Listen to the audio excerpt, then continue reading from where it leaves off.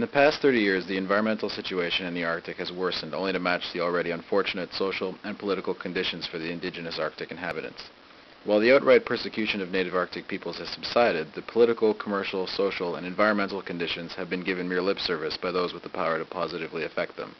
The situation has deteriorated to the point where the indigenous people of the Arctic can no longer hope for realistic support or understanding from outside sources. It is time for necessary action.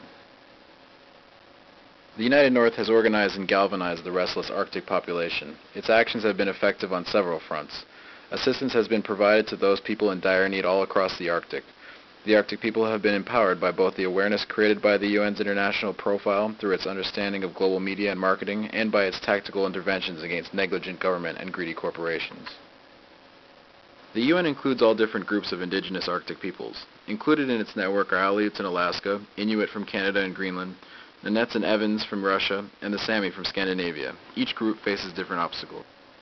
In order to connect with the Arctic peoples, the UN has created an Arctic Field Operations Manual, outlining the support available to them. The manual places agency in the hands of those who need it by bridging the individuals on the ground with the organization. Whether it's PCB poisoning of Inuit women through contaminated food, or the location of oil drilling and pipelines on Aleut land, the field guide provides options for the people to call for action.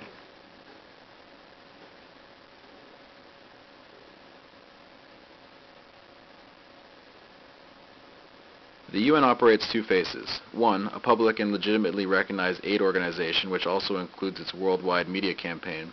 The other is a covert guerrilla operation seeking to disturb the unresponsive and provide a means for the legitimate services.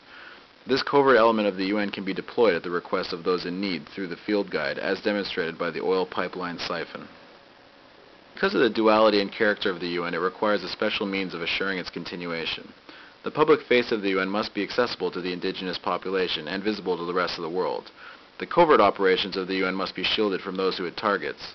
This is done through two main ways. First, by using a network of nodes which act doubly as centers of public services and as stations or depots for the covert operations. And secondly, by using elements of camouflage strategy to render the distinction between those two ambiguous.